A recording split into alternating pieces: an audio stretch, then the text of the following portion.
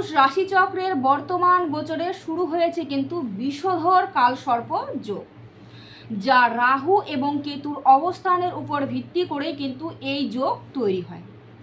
জ্যোতিষশাস্ত্র মতে এই যোগকে কিন্তু অনেকটাই অশুভ যোগ হিসেবে গণ্য করা হয়েছে।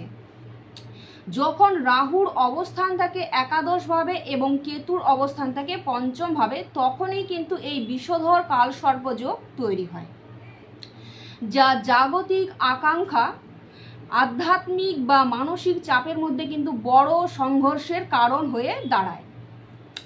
এই বিষধর কালসর্পদোষ জ্যোতিষশাস্ত্র অনুসারে মানুষের জীবনে কি কি প্রভাব ফেলতে পারে তা নিয়ে আজকে আমার সংক্ষিপ্ত আলোচনা। প্রথমত বলি, এই বিষধর কালসর্প যোগ কিন্তু পজিটিভ যোগ, সেটা ব্যক্তিগত জন্মছক নির্ভর। তবে এই দোষের প্রভাবে বর্তমান সময়ে মানুষের জীবনে যে জিনিসগুলো বৃদ্ধি পাবে তা হচ্ছে মানসিক উত্তেজনা, মানসিক চাপ অনেকটাই বৃদ্ধি পাবে, বারবার কর্মক্ষেত্রে অথবা ব্যবসা ক্ষেত্রে অদৃশ্য কোনো বাধা এবং কাঙ্ক্ষিত সাফল্য না পাওয়া, উচ্চশিক্ষায় বাধা, মানসিক চাপ, হার্টের কোনো সমস্যা, চোখের কোনো সমস্যা, পারিবারিক জীবনে ঝামেলা অশান্তি এবং পরিবার নিয়ে নানান রকম সমস্যা কিন্তু তৈরি হতে পারে।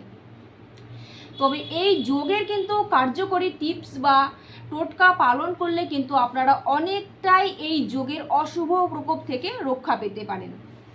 জ্যোতিষশাস্ত্র মতে এই যোগের অশুভ প্রকোপ থেকে রক্ষা পেতে যে প্রতিকারগুলোর কথা বলা হয়েছে সেগুলো হলো, আপনারা যদি কন্টিনিউ হনুমান চালিসা পাঠ করতে পারেন, হনুমানজির পূজা অর্চনা করতে পারেন, সাথে কোনো এক শনিবার থেকে কন্টিনিউ 27 দিন যদি কোনো অসহায় মানুষকে বার্লি দান করতে পারেন, তাহলে কিন্তু এই যোগের অনেকটাই অশুভ প্রকোপ পাওয়া যাবে।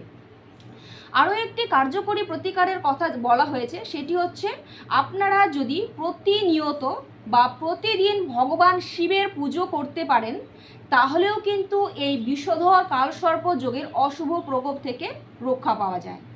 এই ছিল আজকে আমার বিষধর কালসর্প যোগ নিয়ে আলোচনা। ভিডিওটি ভালো লাগলে অবশ্যই একটি লাইক করে দেবেন। সকলে খুব ভালো থাকুন, সুস্থ থাকুন। জয় শ্রীকৃষ্ণ।